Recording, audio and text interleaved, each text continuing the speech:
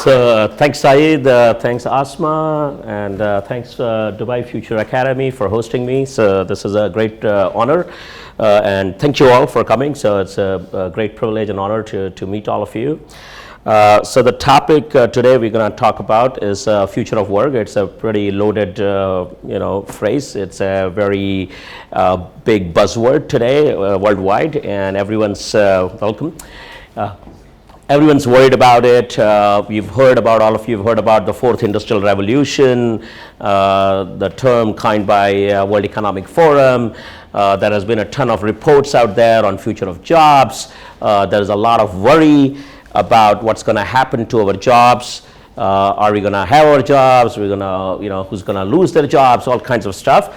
So I think it's very important, very critical topic to understand and project what's coming in the future of work. I think work is also very important because when we look at our lives, most of our identity, our meaning, our purpose in life is also associated with the work that we do or the lack of work. So depending on how the future shapes. So it's very, very important for everyone personally besides professionally. So it is not just about professional stuff, but it's also personally. So we'll take a kind of a peek look into what's going on in various parts of the world. So what are the important thing to understand is what are the driving forces or the underlying forces that are shaping the future of work. On the right side, I just posted an article that was published in the Harvard Business Review.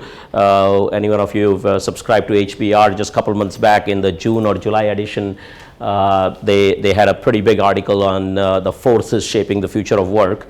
On the left hand side is something that we have been presenting for the past 5 years, that what is really changing. So I think fundamentally there are three forces that are changing. Number one is the changing nature of the workforce itself. So if you look at boomers are retiring, millennials are in the workforce, we have multi-generational. What also shifts is the shorter tenure. So millennials are expected to have 18 careers in their lifetime. So there's much more shorter tenure to what the work that you're doing. There's a lot more widening of the skills gap, the kind of work and that people are expected to do as you move from one job to another. It's kind of like your car, you're fueling and refueling. You're seeing a lot more skills gap. So that's the changing workforce. The changing nature of the work itself. So work itself is moving at a pretty dramatic speed. So it is having a lot of implications on how fast things are moving rapidly, beyond what most people can cope up with. So there's a dizzying pace at which the work is moving. Work location is changing, as you can see, all the gig economy and where the work gets done in terms of atomization. And skills have a very short life that we talked about in the previous one. And then what is really driving both the workforce and the work, nature of work, is really this whole digital transformation. So everything is becoming, as you can see, is everyone is connected, everything is connected, and they all have very profound implication on some work that I can do today in where I live in Silicon Valley, but my work can be done anywhere else, whether it is in India or in Africa, wherever it is. So when everyone and everything gets connected, that has a lot of profound implication. So the Harvard article, I would definitely encourage you guys to read it. It's actually free online. It also talks about some of the recommendations, and I'll cover that in terms of not just what are the forces driving the future of work, but what are the recommendations on how to prepare for it, right? One of the big implication, as you saw in the previous chart, about that as the work moves at this fast pace, is that we really can't cope up with the skills that are required. And this is a World Economic Forum chart, and you've seen reports, and probably you've heard reports that There will be millions of jobs that will be lost. That was in the Future of Jobs report by World Economic Forum. There is also good news about there will be many new jobs that are getting created because of AI and machine learning, and there's a tremendous initiatives here in UAE. I'm quite impressed, amazed with some of the meetings that I've had here. I think today there was an article that came out, the Abu Dhabi first AI university. So there's a tremendous work going on here in this part of the world about AI. So there is going to be a lot of new jobs going to be get created. However, if you look at the skills gap crisis, this is painting a really grim picture, because it says that in the next 10 years, there is going to be an impact of $11 trillion in GDP. $11 trillion, and it goes by country. There's like a trillion, about 1.9 trillion for India and 5.4 trillion for China, about a trillion for US. So these are like structural shifts that will happen in the economy, because as you see, transportation sector moving to a driverless car. What happens to the skills gap, because you have in the US or in any parts of the world, you have so many drivers whose job depends on driving, big transportation cars or taxis or whatever it is. So we have to deal with this $11 trillion, and this can lead into a recession, not just in one part of the world, but global recession, until the world and the economy figures out how to shift and adapt to the new world. Right? So at every point of the revolution, economic revolution, generally in the last three revolutions, industrial revolution, the economy was able to kind of adapt to the next phase, because the time that it took from one revolution to another revolution there was enough time for people to adjust and adapt to the next skills. Like if you go from the agricultural revolution to just industrial, people had enough time to pick up the skills. What is different this time? So the question that gets asked is that what is different this time, right?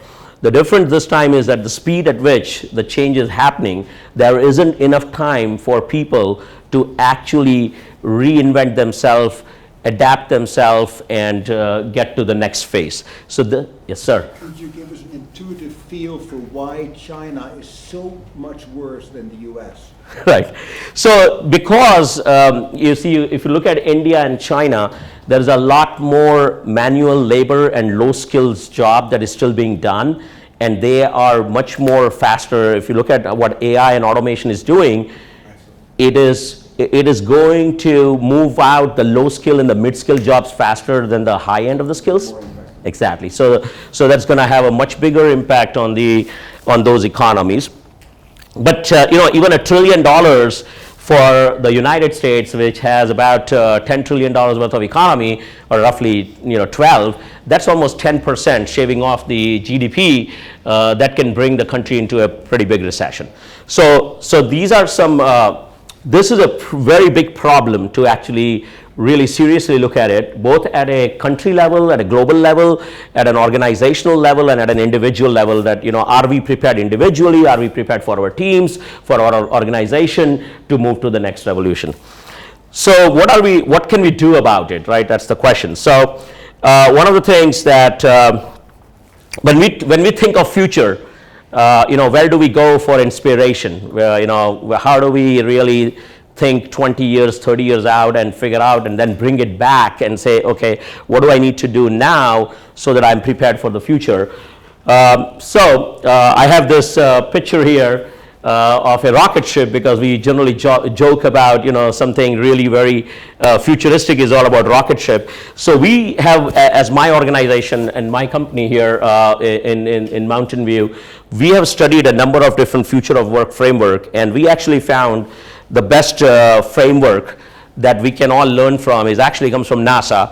The guys who actually put the rocket ship, and their core business is to think future about 20 years out, 30 years out, and they are the smartest people who are hiring the best of the talent and thinking about how to adapt the work that they are doing and how to adapt to the skills and the workforce that will be needed 20 years out. Right?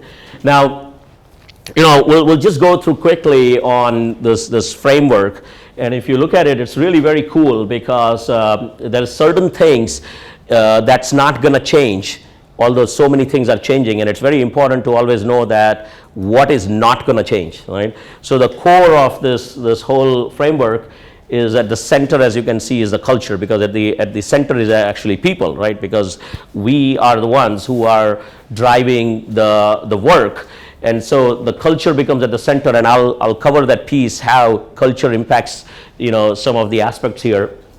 But if you look at, they've created really like 4 pillars. That what is the mission? And by the way, this applies to at a national level, at a country level. You can apply this at an organizational level. So what is the mission of your organization, wherever you are working, right? All of us in whichever companies that we are working, we have a mission.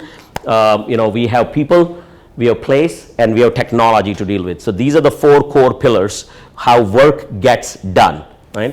Now, the future of work framework really looks at 8 different themes around the interconnection and the interconnectedness of all these 4 things. The number one thing is that they are saying, in terms of the theme 1, is designing for agility and focusing on impact. So what does it mean? So designing for agility means that you must have seen a number of reports from even World Economic Forum saying that here are the top 10 skills that are going to be in demand in 2020 and 2025. In reality, nobody knows what is true, because the things are changing so rapidly, you don't even know which skills are going to be in demand. But if there's one thing that's absolutely going to be in demand, or it will help every one of us, is to be agile. So building agility in the workforce and being agile is the core skill set that everyone needs and every organization needs. So every organization needs to think about how to build an agile workforce, and that's what they are talking about here. As a part of that, they've also put in focusing on impact. And that's very interesting, because if you look at, you can design your work for a lot of different things. You can design your work for the best product, the best services, the best market, the best pricing, the best profitability, whatever. Really what matters today for people is that if you design for impact, then everything else will be taken care of. So there is a lot of movement happening around what really drives people, and more what people are going to be driven by. It's not about how much salary they get paid. It's not about where they work, because you can work from home, you can work from wherever. What really matters is how much impact can they make. To give a very personal example, my son just graduated from USC last year in Los Angeles, and he was given a job offer at Apple as a product manager to begin with, and he had the audacity to reject the offer. And I was like, are you out of your mind? I just spent $500,000 on your 4 years of graduation, and you don't want to pick up the job. And his argument was that I don't see that what impact am I going to create as one of the 100,000 employees at Apple. So he is thinking about impact. So if you want to attract the talent of the future, you have to, as an organization and as a work, it has to attract and appeal to the people about what impact are you creating, right? And so this is going to become more and more important. It's not just, I think, the millennials, and it's not just that people who are coming from an affluent background and they can afford to say no to a job. I have seen that even as an employer for the last 25 years in California. I have seen people coming in for interviewing, and for them, the number one question is that what impact are you making? So this is going to become more and more important. The second theme is redefining talent. So we think in terms of, in today's world, we think about talent as human talent, right? People. If you go and talk to your HR departments, they'll talk about talent means people. But in the new world, in the new future of work, talent means also machine talent, right? So you have AI and machine learning means that, just like for every one of, every human, you might have 5 other machine talent that is sitting right next to you or around you or whatever, and they are also performing the work with you. So you have to plan for both human and machine talent. The third big thing, which is actually connects well with the agility piece, that then the question comes in is that how do you create an agile workforce? How do you create that agile skill set? And what it really requires is learning and developing for a lifetime. So what it means is becoming a lifelong learner is now going to become an absolute mandatory requirement for everyone, because the things are changing so rapidly. If you're not a lifelong learner, you just cannot hang into the next role that is coming in. I was quite encouraged by the 50-year charter of His Highness here in Dubai, where article, actually I pasted it in a PowerPoint here, so let me, yep, right here. So I don't know how many of you have seen this from the executive office, 50-year charter, which was published early this year in January. The article 4 says a central education file for every citizen, but it talks more about the actual documentation, but it really talks about is building an educational learning system that is our goal for our citizens is to have a lifelong learning, right? So we have it right here. In fact, I am extremely impressed with the UAE and Dubai for already being ahead of the curve and really planning for a lifelong learning as a core skill set in the society. So that's exactly what is being talked about in that theme number 3. The theme number 4, it talks about deploying talents and mobilizing careers. So what major organizations today are facing is we work with a number of Fortune 500, Global 2000 companies worldwide, and they are finding out that almost 10, 20, 30%, 40% of their workforce is going to become redundant, because as those low skills, mid skills are getting automated, they become redundant. So CEOs and presidents and the executive team has a responsibility to start thinking about, okay, how am I going to deploy this talent that is becoming redundant? How am I mobilize their career? So you have to plan for internal mobility and give them the tools and the technology that is needed. Otherwise, you have a pretty bad situation where you're laying off 10,000 people, 20,000 people, and that can have a huge impact on your brand, in the society, and all of that. So that's really talking about thinking, thinking ahead and looking at what kind of talent is required from a deployment standpoint, what kind of mobilization will be required, plan for that now, and then start acting on it. The theme number 5, I think this is something pretty everybody knows about it, embracing modern workspaces and collaborations. I won't talk more about that. This is very important, valuing sharing and security. So in this new world and new framework of work, sharing of knowledge becomes super critical, valuing the sharing part of it. There is a number of studies done in the United States. It talks about difference between high performance companies versus low performance companies. And what they've found is consistently is that high performance organizations have 4 times more knowledge sharing than low performance organizations. So that's become super critical. You have in any typical organization, the best way people learn and grow is that you have about 20% experts in your organization. It's about an 80-20 rule. How do you empower those 20% experts to be able to connect through that valuing sharing, so that the other 80% can learn from each other? Security, obviously, it's not to be understated, but as you open up the networks, cybersecurity and all of that becomes a really big threat. So it talks about security. And theme number 7 is about prioritizing digital transformation. So we've seen so many companies after companies getting the Kodak moment, right? So before digital transformation comes in and then wipes out your business, like what happened to Kodak and what's happening to so many other companies getting digitally disrupted, do you have a plan for your organization for prioritizing digital transformation and how it is going to impact your core business, your core services, and all of that? So that's pretty standard stuff. Finally, this is very important, as all of this is driven by the theme number 8 is unleashing automation.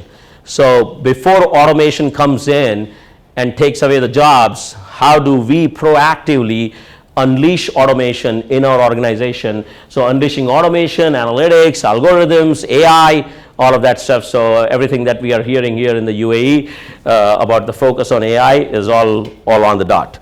So this is kind of the framework from a more of an organizational standpoint in your organization that you can apply.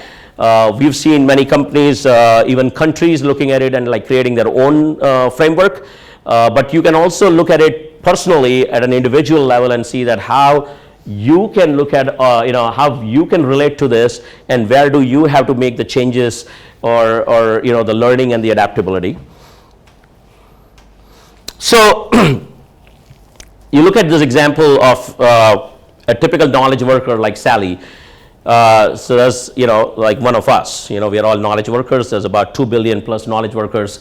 And if you see that in the entire lifetime, all of us have careers that goes from, hire to retire, onboarding to offboarding.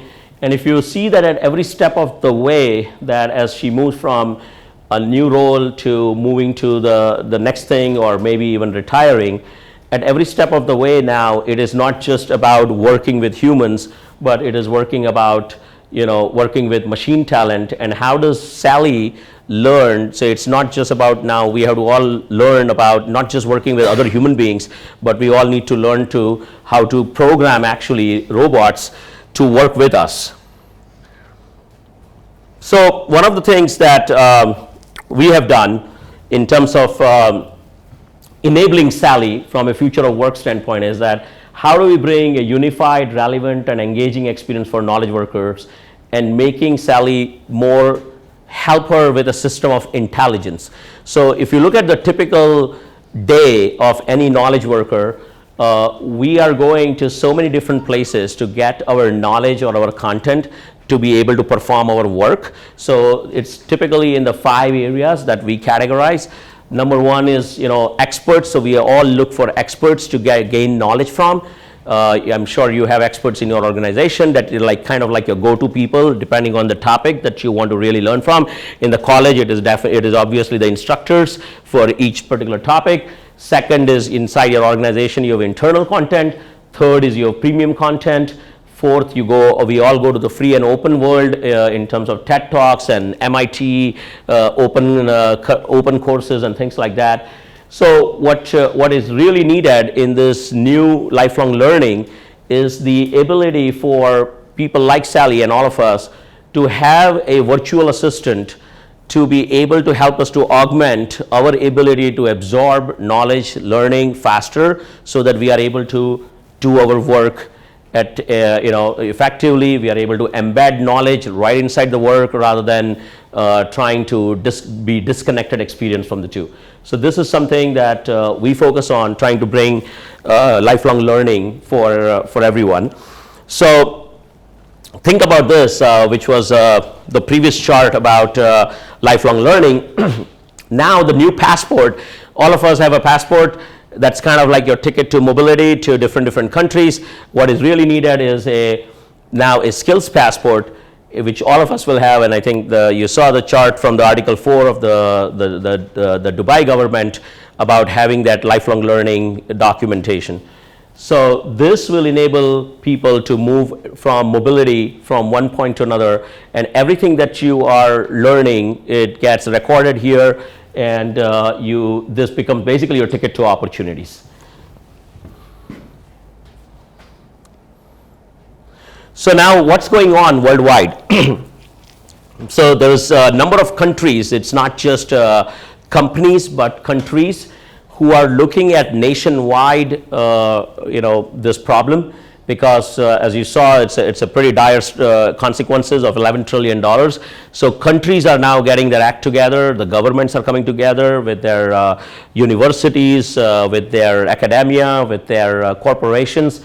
And as you see here, Canada, France, Egypt, China, Singapore, they all have launched or in the process of launching a nationwide initiative to bring their citizens on a common platform. And I'll show you a quick video of besides these countries.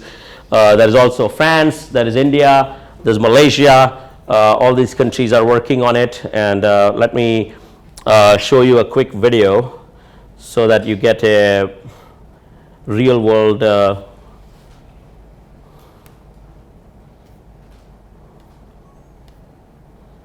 Yep.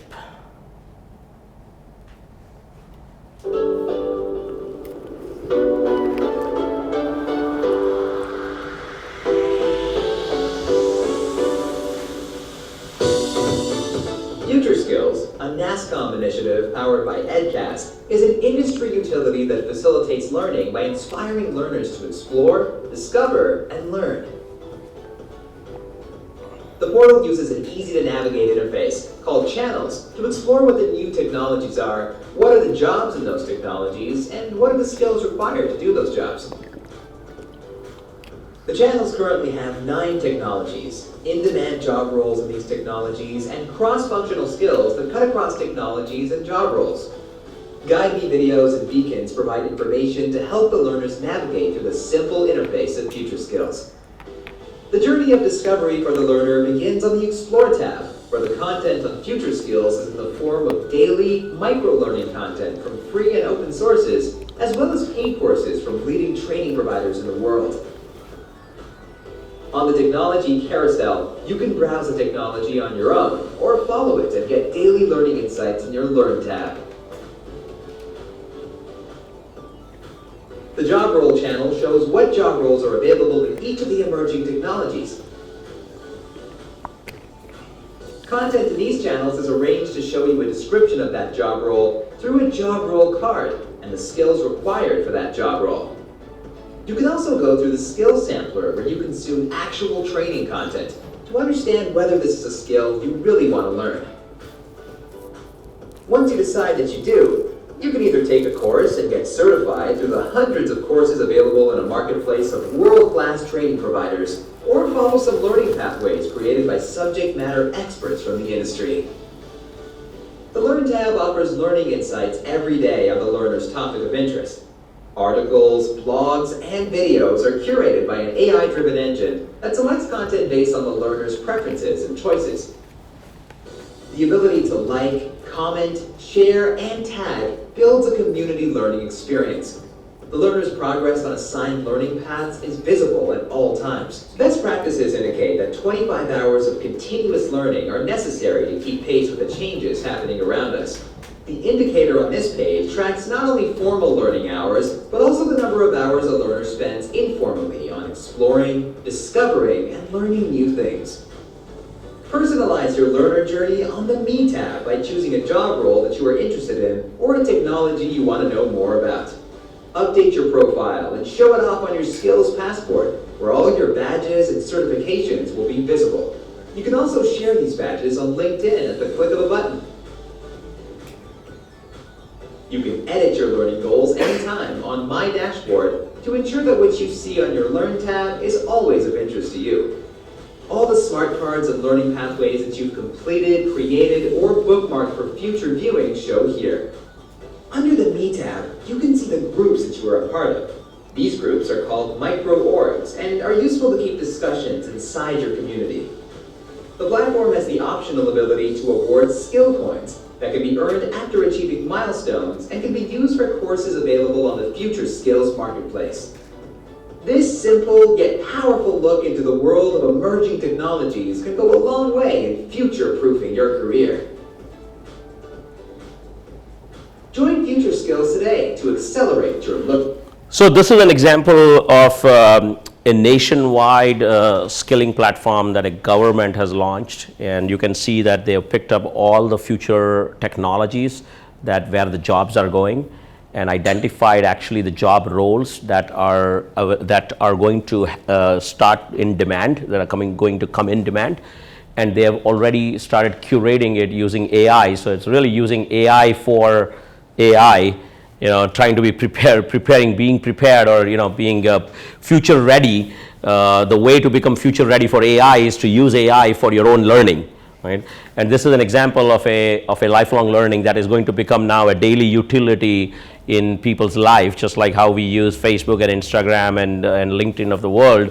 All of us will have a portal like this, either from your organization or from your government, but this becomes basically a daily utility. So this is what is one of those themes, the 8 themes that you looked about from a future of work, but this is one of the core themes. Now, the other thing I want to show you is, in fact, right here in in Dubai, Etisalat. So this is like just bringing it home. Like all this stuff is not kind of like in the future. We like to say that the future is already here. It's just not evenly distributed. So if you look at Etisalat, they are already looking at all these technological changes, and they are already building and using technology in this new world that every individual and organization has to start thinking, because when there's a new shift in the whole economy, what are the KPIs that actually drives the success? So the number one is what you saw in the previous charts was the velocity of the knowledge flow. We talked about the 4 times from high performance organization to low performance organization. Companies needs to start building their ability to actually measure the velocity flow. So that's number one. Second thing, we talked about in the NASA's framework about agility. So agility now becomes a KPI. So that becomes basically your learnability, or kind of like, we all have IQ, then we have EQ, and now the new thing is LQ. Okay, so what's your learnability quotient? So, when we are hiring people now, most of the time when we are interviewing people, they probably don't have the skills that we need, and we can't even find people with the skills that we need, but we still end up hiring them because what we are really measuring for is that LQ. If we think that the person is really agile, has a high learnability quotient, and can actually pick up fast enough, and you are really a fast learner, then that LQ is what really matters. The third thing is obviously productivity, and productivity will be now is the key engine for economic growth, but productivity will be now very differently measured, because productivity generally is measured in terms of human capital, but now productivity gets measured also in terms of machine talent. So the more you are able to use machine talent in your organization, the productivity of your organization compared to your competitor or your peer group is going to be very different. And then obviously there is always going to be a talent war no matter what. So talent retention becomes super critical, because there's only so many really, really smart people, and not everybody is available to work for you. So how do you retain them?